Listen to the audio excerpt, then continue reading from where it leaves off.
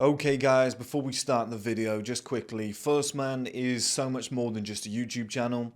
We've got digital products, we've got physical products. The digital products include courses, books, ebooks, etc.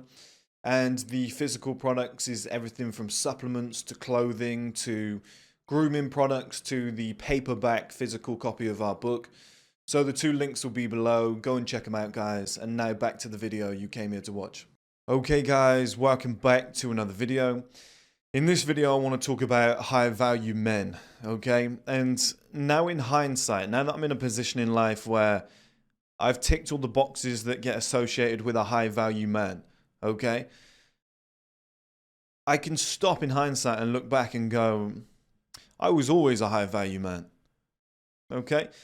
And the reason I say that is because you could have $1 billion in the bank. You could have the perfect body, but as soon as a girl rejects you, you're, insecure as fuck and you're in tears. Or you're like some alpha male at home, and then as soon as you go out into a club, you're like this, looking at all the girls. Damn, look at her ass, look at her ass. Do you want to come home with me? Like, it's a personality thing. It's a behavior. And there's two things I've realized. That I was always a high value man because it was who I was as my character. I was the type of person who would never give up, who would never quit at anything, who would be in the gym, could barely push out that final rep, but I would do it for me. I'd be like, because I know if I don't do this final rep, then I'm a bit of a pussy. Oh, nobody's going to find out. I was like, yeah, but I know, and I can't have that. Little things like I said to you guys before, like getting punched in the face, but then still moving forward and wanting to actually fight that guy, even though that hurt like fuck. It's little things like that. It's, when I was really young and I looked like shit and I had beautiful girlfriends, I would still hold them to standards. I'd be like, who do you think you are? You can't get away with things because you're beautiful. I was doing all of this stuff before it was even like a popular thing on podcasts. There's so many scenarios of that I can look back and remember and be like, damn, do you know what? That was a real alpha move from 16-year-old you. Most guys weren't doing that. Like rejecting girls because I saw them, I don't know, because they, just little things that they were doing around other guys, or like they bitched about somebody and then they were really nice to me and I was like, no, because I saw you bitch about somebody the other day, I don't like your personality type. Like I would do stuff like that back in the day. So I was always a high value man. I just couldn't show it. I couldn't show it because I wasn't in shape. I wasn't big. I didn't have money. I didn't have the assets. So it's a double-edged sword. It speaks volumes. Number one, your behavior and your character is the true high-value man. Like, unless you have that shit, the other stuff means nothing. You need that first, okay? So you need to change this first and foremost. That's the most important point. But point number two, and it goes back to what I said years ago about external attraction is all we have. Well, the external impression is all we have. Because I don't know if a guy is super high level until I get to know him. But my first impression would be nice car, doing well for himself, well dressed, in shape. That guy's dangerous. You would assume, okay, high value man. He's probably got some traits which have got him to that point in life. I would think, okay, that's a dangerous man. And women would think the same thing. Now, a woman might go, nice car, dress well, handsome guy in shape, sit down with you, and then you're just eager and thirsty, and she's like, he's a little bit desperate. I don't like his views on life. Yeah, it was nice to meet you. You're a handsome guy, but see you, you're not for me. But you got your foot in the door. You had an opportunity to sit down with that woman. She found you attractive. She sat down and went, let me give my time to this guy. So it's a double-edged sword. You need both. Like I said, I was all like the women that I'm dating now and the women that come over and have a conversation, or their friend comes over and goes, oh, my friend thinks you're attractive. Can she come over and have a chat? That never happened before, but I was the same man, the exact same man. But the difference is now I'm bigger, I look more masculine, I'm better groomed, I'm better dressed. I carry a different kind of aura with me because I'm very calm. My body language is probably a little bit better than it used to be because I worked on that sort of stuff. But I'm still the same person.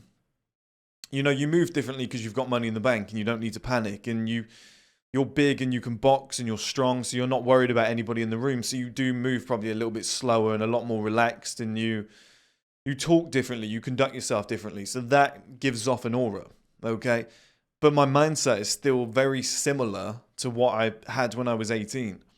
When I was at the bottom of the chain and I felt like shit about myself, but I still had morals and standards. I still held myself to certain things. I'm still that same guy. It's just now people can notice because they're picking up on what's on the outside and then going, hey, I'll give you a chance. Oh, actually, this guy's got some really good traits. But they wouldn't have known without the other shit. So the high value man thing is very much like when I say to you guys about alpha males. Like, I prefer outlier male because an alpha male could be a guy who's 6'4", absolutely jacked, but he's stupid and broke.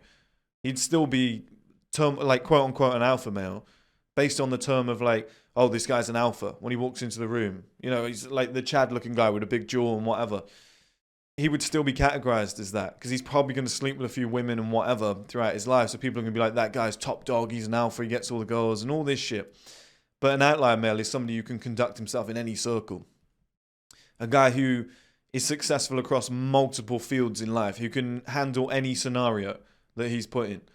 Whether he's in a fight, whether he's in the boardroom, whether he's in the bedroom, whether he's in a different country and he knows multiple languages, he can handle any situation. That is far superior to just being the big, handsome, strong guy. And I see the same thing with high value men. It's like we promote so much the external stuff, which is necessary.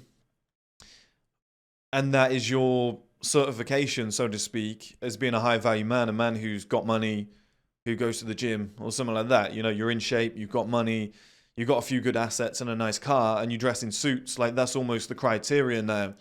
But people forget the backing, the morals, the integrity, the honesty.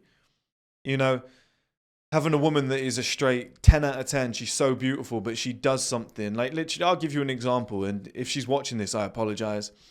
But it's the truth. And roughly 2 weeks ago, I met a woman.